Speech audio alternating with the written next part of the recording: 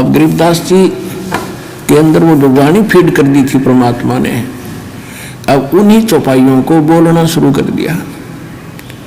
जिससे भी बात कोई उससे पूछता है तो ये वाणी बोलने लग जाता है। कहाँ गए थे? अजब नगर में ले गए हमको सतगुरु आने, जल के बम अगाध गति वहाँ सूते चादर ताने। पर पटन व परलोक है जा अदली सतगुरु सारे, वो भक्ति हेत उतरे भई पाया हम दीदार। अलल पंख अनुरागे है सुन मंडल ने थीरे, दास गरीब उधारिया मोह सतगुरु मिले कबीर। तो गरीबदास जी जिससे भी बात करते थे, कोई प्रश्न करता था, कहाँ क्या हुआ तेरे साथ, कैसे वापस आया, तो वाणी में बोलते थे, वो वर्बली नहीं बताते थे। हम सुल्तानी नानक तारे दादू को उपदेश दिया, जात जुलाहा भेद न पाया वो काशी महे कबीर हुआ। अनंत कोट ब्रह्मांड का एक रति नहीं भारे, सतगुरु पुरुष कबीर हैं ये कुल के सिरजनहारे। फिर उनको उपदेश दिया करते थे, भजन कर राम दुहाई रे, भजन कर राम दुहाई रे। जन्म अनमोल तुझे मिला ये, नर देही पाई रे। इस देही को देवालोच सुर नर मुनि बाई रे, भजन कर राम दुहाई रे, भजन कर राम दुहाई रे। परमात्मा से प्राप्त ज्ञान को जनता में सुनाने लगे, लेकिन कोई ना सुने।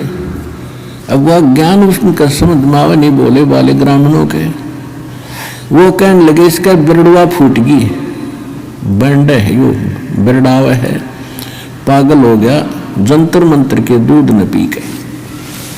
तो उस वो बात करें और वो सुनावे अमृत ज्ञान, तो बालकों के समझ में कैसे आवे वो पीएचडी की बातें, और वो पहली कक्षा के बच्चे भी को नहीं बकती। तो सभी के सभी उनको पागल कहने लगे, मेंटल, बावलिया कहने लगे, बावलिया। माता पिता को सब्र हुआ कि जैसा भी पागल है, मेंटल है, हमारी आत्मा संतुष्ट है कि हमारा बेटा जीवित हो गया।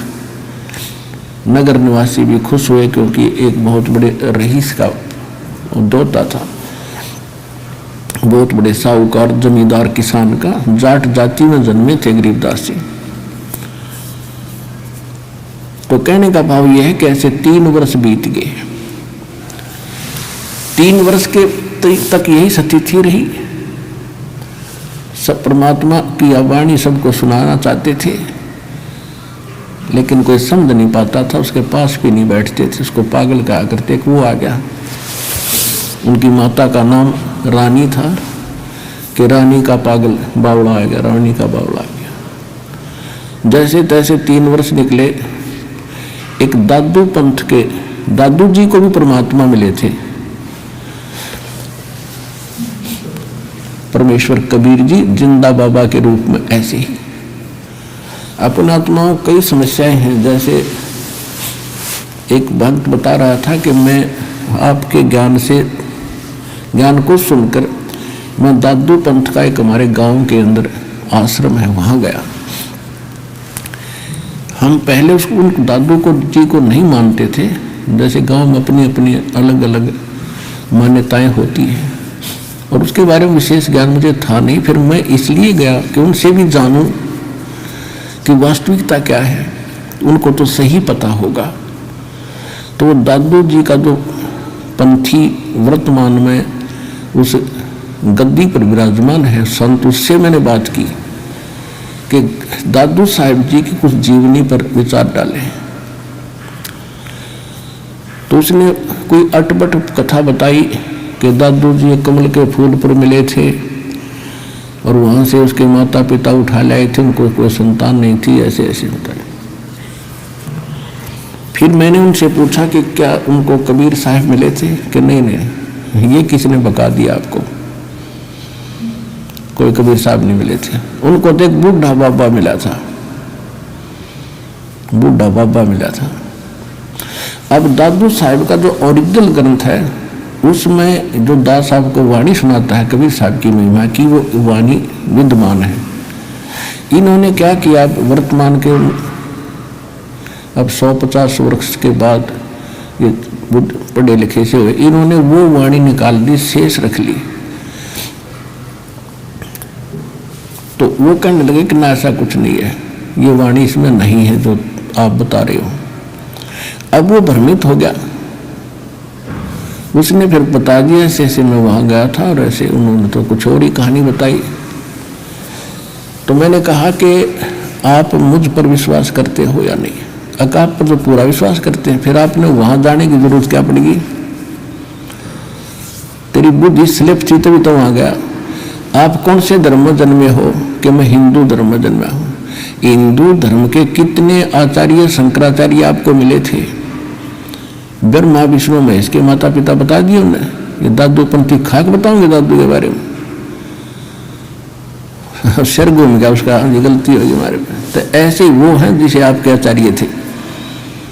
ये भगवान ने बताई है कि हम मिले थे दादू साहब को, और गरीबदास जी ने बताई है। कहते हैं दादू को सतगुरु मिले, कबीर परमात्मा मिले, और देई पान की पी के बूढ़ा बाबा जिसे कहो वो दादू की नहीं सीख। ये दादू जी ने बताया था मुझे बूढ़ा बाबा मिला था, वो तो कहते मुझे कबीर मिले थे, और वो काशी वाले कबीर, धानक वाले धानक थे, वो कबीर मिले थे। ये दादू की शिक्षा नहीं है जो ये बनावटी बातें बनाई बैठे हैं। तो कहने का भाव ये है कि पुण्यात्मा, अब विश्वास करो 101% इस दास के ऊपर जो बोल रहा है, प्रत्येक प्रमाण दिखाएगा।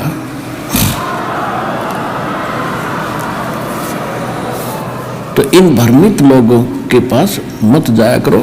आपको ये तो बेगाड़ रहे आज तक सच्चाई को काल के दूत हैं, जो किसी गद्दी पर बैठा हो, कोई भी ज्ञान नहीं किसी के पास।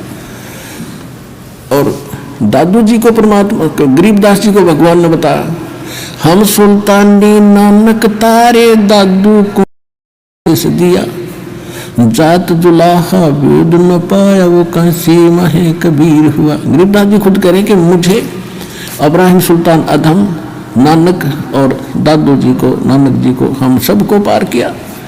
कौन कबीर? जो काशी में धानक रूप में रहा करता। नानक साहब जी कहते हैं, फाई सूरत मुल्क की वेश ए ठगवाड़ा ठगी देश, खराशियाना भोता वारी धानक रूप रहा करता। दादू साहब कहते हैं, जिन मुझको निज नाम दिया सोए सतगुर हमार, दादू दूसरा कोई नहीं, वो कबीर सृजनहार। अब कुछ दिनों के बाद क्या हुआ, एक दादू पंथ से संबंधित एक गोपाल दास नाम के एक बनिए थे सेठ लाला जी, कुछ शिक्षा थी उसकी ग्रहण कर रखी थी उसने, वो लिखना जानते थे। और बच्चों को त्याग कर 65 साल की उम्र में, यानी घर बार बच्चों को संभाल दिया, सियाने हो गए थे, कारोबार में संभाल लिया, तो वो भ्रमण करते रहते थे। तो वहाँ छुडानी गांव में एक धार्मिक सा व्यक्ति था, वो कभी उधर आते थे तो उसके पास रुक जाया करते थे। वो 2-3 वर्ष के बाद फिर आए, उसके पास रुके, गांव छुडानी के उस भगत के पास। तो उस भगत ने कहा कि महाराज जी, हमारे एक किसान यानी एक जमींदार का दोता है, और उसने सारी कथा बताई कि एक बाबा जी आया था, कोई सेवड़ा था, वो उसने जंतर मंत्र करके गाय का दूध निकाल दिया, कवारी का। कई पाली थे, औरों ने तो पिया नहीं, एक छोटे बालक ने अनजान था, नादान था, उसने पी लिया, और वो तो उसी दिन से पागल, वो तो मृत्यु को प्राप्त हो गया था। उसके माता पिता बेहाल थे, रो रहे थे, टक्कर मार रहे थे। भगवान ने दया करी, वो जीवित तो हो गया पर मेंटल हो गया। और सुना है कि संतों की विद्या को संत ही काट सकते हैं। आप कुछ दया कर दो तो उनका जीवन सफल हो जाए, नहीं तो सारा दिन वो बोलता ही रहता है पागलों की तरह, पागल हो गया। अब उस दादूपंथी गोपाल दास ने कहा कि लाओ बुला के ये झाड़े धूड़े लाने का काम ये सारे सीख ले हैं, 2 रोटी इन्हें मिल जाती है। और परमात्मा यही चाहते हैं कि आस्था भगवान की बनी रहे इनके अंदर, कोई किसी तरह कर रहे हैं तो इस समय तक आपको भक्ति को जीवित रखना था। अब ये झाड़ा धूड़ा ला कर अपनी रोटी खा रहे थे, किसी का एक आधे का आराम हो जाता, सुहाग ना होते, एक का होगा। जब तक इतने अच्छे आदमी थे 20 जगह गुनगाया करता, बाबा जी ने ऐसे कर दिया, बाबा जी ने ऐसे कर दिया। और यहाँ लाखों की संख्या में कर दिया, गिनती नहीं हो सकती, इतना सुख दे रखा, बच्चे बच्चे को सुख दे रखा भगवान ने।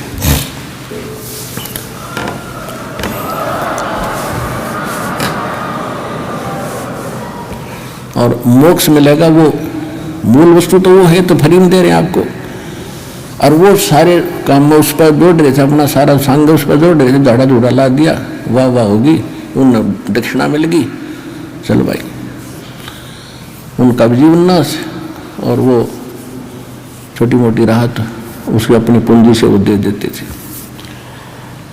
लेकिन प्रारब्ध के कर्म को वो नहीं काट सकते थे। फिर भी उसने जैसा भी पता था वो आ गया। उसने कहा कि उसको बुला के लाओ बच्चे को, और साथ में उसके माता पिता को लाना। तो उसका जो सेवक था वो गया, और उसने कहा, शिवलाल नाम था उस छुड़ानी वाले भगत का, व्यक्ति का, जो गरीबदास जी के नाना जी थे, उनको लाया, बुला उनसे कहा कि ऐसे ऐसे हमारे घर एक संत आ रहे हैं और इस देवते को वो ठीक कर देंगे। कहे हैं मेरे से बताया उसने कि कोई जंतर मंत्र जानते हैं वह, आप ले चलो इसको। 5-7 और एज्ड व्यक्ति बुजुर्ग से उस बच्चे को लेकर गोपाल दास के पास आ गए। अब गोपाल दास जी ने उनसे पूछा कि बेटा कौन था जिसने जंतर मंत्र करके गाय का दूध निकाल कर तुझे पिला दिया, तेरा जीवन बर्बाद कर दिया, उसका नाम बता कौन था। तो गरीबदास जी ने कहा कि उसने बर्बाद नहीं किया बाबा जी, उसने तो मुझे आबाद कर दिया। हम सुल्तानी नानक तारे दादू को उपदेश दिया, जात जुलाहा भेद न पाया वो काशी महे कबीर हुआ। अजब नगर में ले गए हमको सतगुरु आने, जल के बिंब अगाध गति हम सूते चादर ताने। अनंत कोट ब्रह्मांड का एक रति नहीं भारे, सतगुरु पुरुष कबीर हैं ये कुल के सृजनहार। अब काफी देर तक बोलते रहे वाणी। गोपाल दास का सिर घूम गया कि ये तो गजब की वाणी, और ऐसी आत्मा को छू रही है इसकी वाणी। वो वाणियों को समझता था। 65 साल का बाबा जी और खड़ा हो गया है, हाथ जोड़ के कहने लगे, महाराज यह वाणी लिखवा दो, कलयुग में जीवों का उद्धार करेगी। अब गरीबदास जी चल पड़े। अब उन लोगों ने सोचा जो वहां बैठे थे कि इस लड़के में तो बुरी बला है, तगड़ी बला है, बाबा जी का भी असर हो गया, इसके साथ साथ हो लिया। अब गोपाल दास पीछे पीछे 65 साल का संत और गरीबदास जी आगे आगे। अब जहां भी गरीबदास मिले उसी समय गोपाल दास से प्रार्थना करे, भाई महाराज लिखवा दो, आप तो भगवान से मिलकर आए हो, ये वाणी लिखवा दो। तब तीसरे दिन उसने स्वीकृति दी कि ऐसे है गोपाल दास जी, अगर पूरी लिखो ना तो लिखवाना शुरू करो, बीच में छोड़ कर जाओ तो कोई फायदा नहीं। गोपाल दास जी ने कहा, जी मैं तो बाल बच्चे त्याग के और परमात्मा के लिए निकला हूँ, कोई काम नहीं, आप बोलते रहो मैं लिखता रहूँ। तो गरीबदास जी का एक बेरी का बाग था, बड़ बेरी का, और उसमें एक जंडी का पेड़ था, बहुत गहन छाया थी। वहां गरीबदास जी बैठ जाते थे, गोपाल दास बैठ जाता था। गरीबदास जी बोला करते थे, वो लिखा करते थे। यानी 80-90% वाणी वहाँ बैठकर लिखी गई। फिर भी कहीं कहाँ बोली गई वो बाद में अन्य सेवक हो गए थे, उन्होंने लिखनी शुरू की। तो उस सब का संग्रह आज हमारे पास ये ग्रंथ साहिब के रूप में उपलब्ध है, जिसका हम पाठ करते हैं। दोनों तरफ आप देख रहे हो वाणी का पाठ चलता है। ये वो सूक्ष्म वेद है जो गॉड गिवन है, और गरीबदास जी ने आंखों देख कर ये बताया है। वो ग्रंथ साहिब हमारे पास है।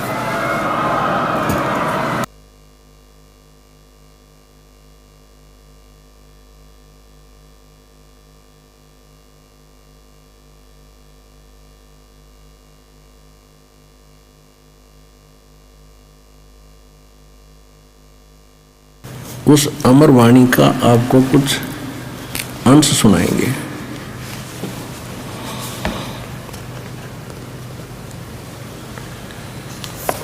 कस्तूरी नाम कबीर है ये बिन छेड़े मैं कंत, आद अंत की कहत हूँ पटतर कोई न संत। कहते नैनो मद निरखत रहे वो अवगत नाम कबीर, बेड़ा पार लगाए हूँ सुरत सरोवर तीरे।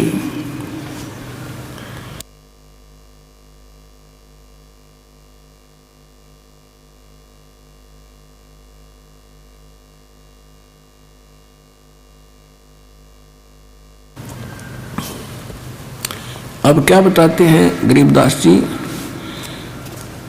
कहते नैनो मद निरखत रहे ये अवगत नाम कबीर, बेड़ा पार लगाए हूँ सुरत सरोवर तीरे।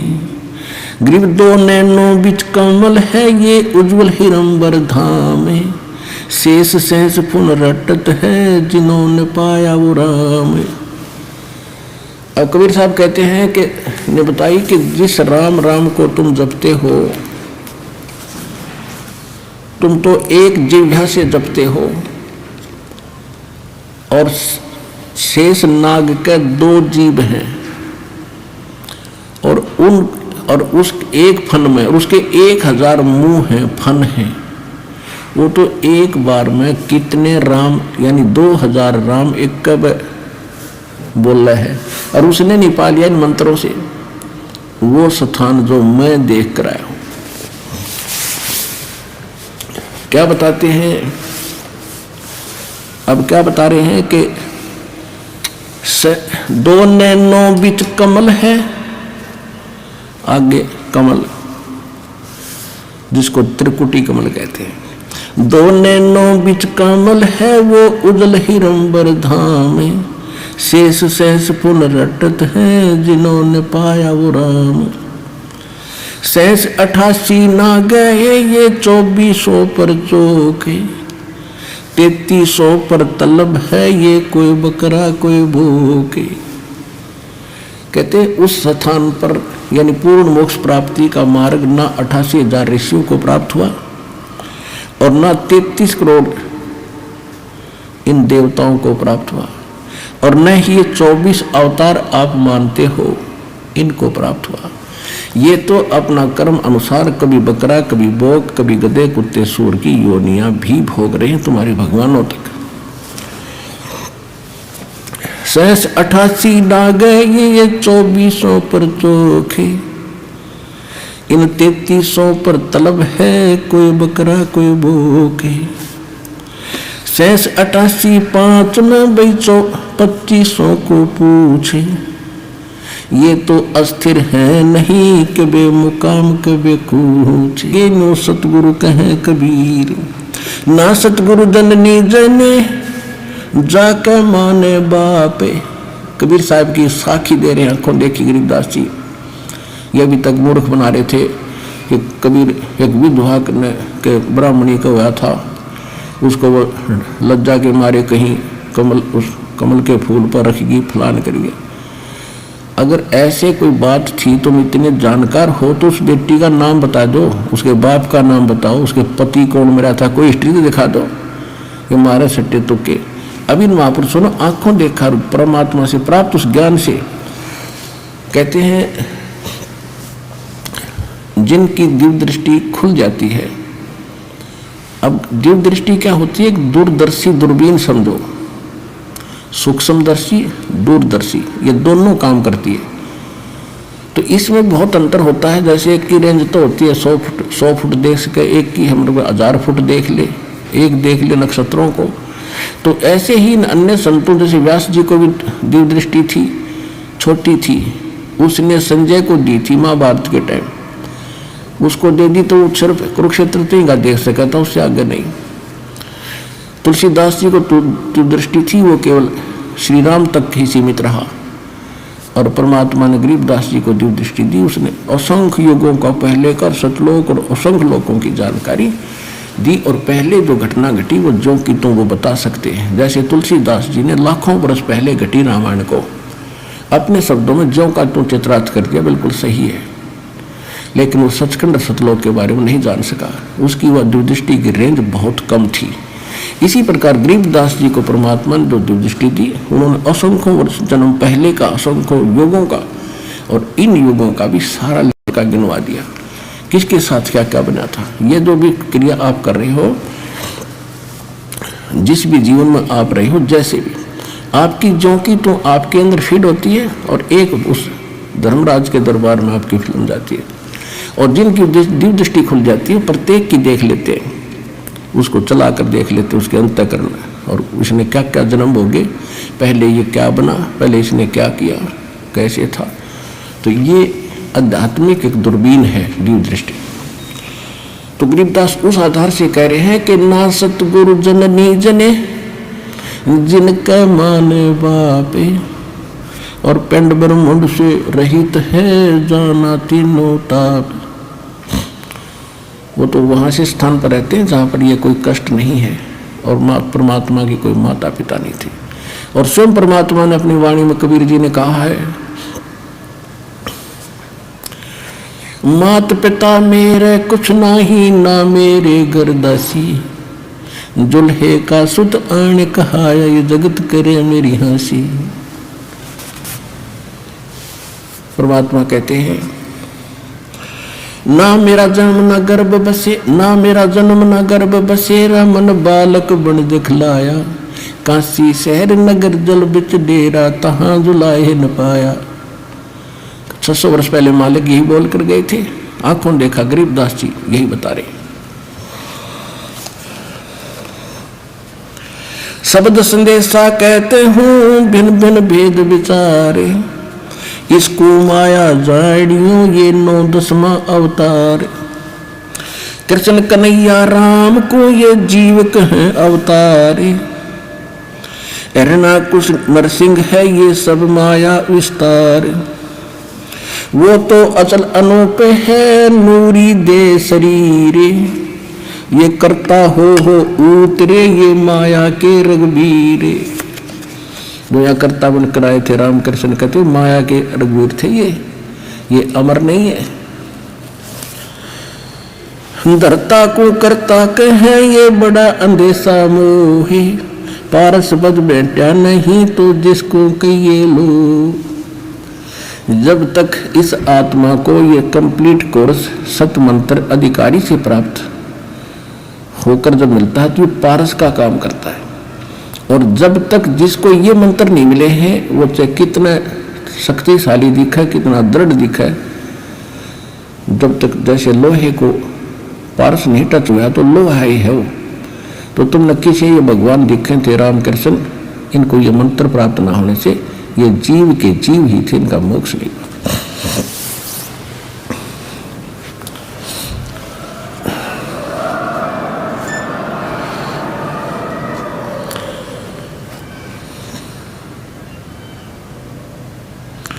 धरता को करता कहेंगे बड़ा अंधेसा मोहे, पारस पद भेंटा नहीं जिसको कहिए लो। लोक आलोक दीप सब ये पूर्ण पद प्रकाश, धौल धरणी सब जाएंगे एक थिर रैसी आकाश। अब क्या बताते हैं, घट में शोक सिलसिला ये सुतक बड़ा अंधेरे, ये दम गिनती के दिए भाई फेर सके तो फेर। जैसे एक समय जब गरीबदास जी कथा समझाया करते थे किसी को, तो भक्त आकर कहते थे कि महाराज 100 टेंशन शरीर में दिन मन में रहती है, लड़की का विवाह करना है, वर्षा हुई नहीं, कुछ साधन हो नहीं रहा, बता कैसे भजन बनेगा।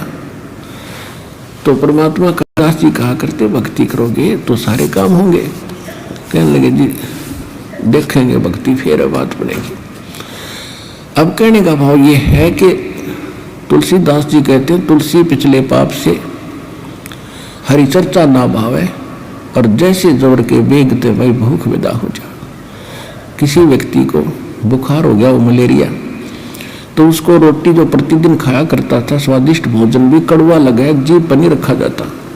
काजू, किशमिश और संतरे, सेब ये भी कड़वे लगते हैं। अब वो वस्तु पदार्थ कड़वे नहीं है, कड़वे उसके शरीर बुखार ने यानी ज्वर ने, टेम्परेचर ने उसके बॉडी की व्यवस्था बिगाड़ दी, जिससे उसने मीठी वस्तु भी कड़वी लग रही है।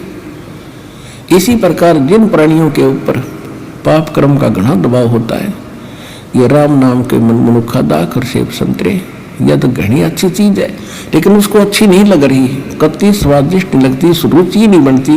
रागनी सुन लेगा, गाने सुन लेगा, कि तो नाच देख लेगा, कूदा उछल कर लेगा, राम नाम की कह देने फिर देखूंगा।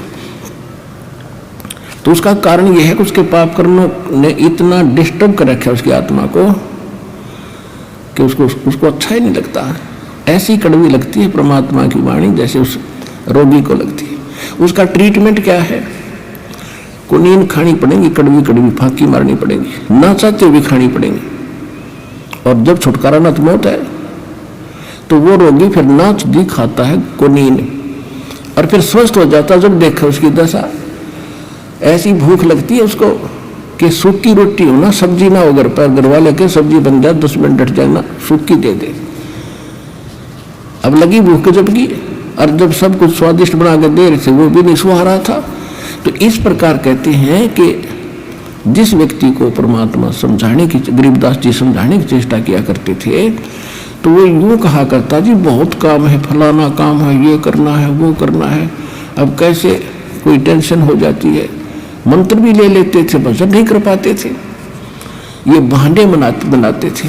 अब जैसे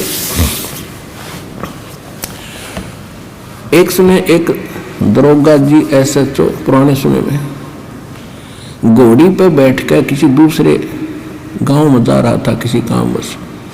जून का महीना, हरियाणा क्षेत्र, उसमें रहट होते थे, कुआं बैलों से चलते थे, और एक पुली का बाल्टी बांध जोड़ दिया करते सैकड़ों, वो नीचे से कुएं से जल जाती थी और बाल्टी बाहर आकर के और नाली में वो खाली होती थी, खाली नीचे चली जाती, उसको रहट बोला करते। और वो बैलों से चलाया जाता था, तो जो वो कोल्लू बनाया जाता था वो भी चर चर करे, उसका लंबा एक पार्ट होया करे, लंबी लठ वो भी चर चर करे। और वो जब वो रहट चालो वो पत्ती, वो बाल्टी भी चर चर खड़ खड़ करे। वो घोड़ी पर बैठा आ रहा था, दोनों को प्यास गजब की लग रही थी। अब दरोगा जी ने सोचा कि सामने पानी चल रहा है, पानी पिएंगे, घोड़ी को पिलाऊंगा। वहां निकट आया, और वो घोड़ी में एक समस्या थी कि वो इस आवाज से बिदकेगी, फड़केगी। वो निकट आई और एकदम भाग के दूर खड़ी होगी। तो दरोगा जी ने कहा कि किसान ये चोंचों को बंद कर दे भाई, मेरी घोड़ी डर रहा है। उसने वह बैल रोक दिए, वह चोंचों बंद होगी। जब तक वो घोड़ी लेकर निकट आए इतना पानी चला गया खेत में, वह खाली नाली थी, रेतीला जमीन थी, और साथ पीगी। तो दरोगा ने कहा भी पानी निकाल, उसने फिर शुरू कर दिया रेट, वो सारा चुर हुई, घोड़ी फिर भागी। उसने कहा रे इस चोंचों न बंद कर, वो फिर रोक दिया बैल। निकट आया, उसने फिर कहा पानी निकाल, वो फिर चला दिया, फिर भागी। तो किसान बोला दरोगा जी इस चोंचों में पी लो ना तो दोनों मरोगे। ये चू चू बिना पानी निकले ना तो दोनों मरोगे ना, तो इसमें अपनी प्या किसी तरह लठ लुठ मार गए। तो कहने का भाव ये है कि पुण्यात्मा, यहाँ गरीबदास जी क्या कह रहे हैं, घट में शोक सिलसिला ये सुतक बड़ा अंधेरे, ये दम गिनती के दिए तो फेर सके तो फेर। कहते तेरे शरीर में ये शोक सिलसिला होता सूतक सा हो रहा है, यानी रोज नया उपजा है कि कोई न कोई समस्या तेरे जी ने यू काल रखेगा। और ये गिनती के सांस है भाई, इस चू चू में कि मैं करा जाता हो तो इससे हम कर ले। गरीब घट में शोक सिलसिला ये सूतक बड़ा अंधेरे, ये दम गिनती के दिए तू फेर सके तो फेर।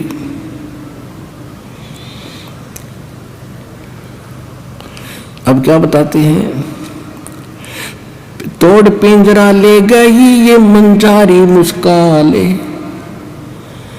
कहते बाका पर्दा महल का कोई न जाने भेवे, और बिन सतगुरु क्यों पाई ये वो अटक रहा सुख देवे।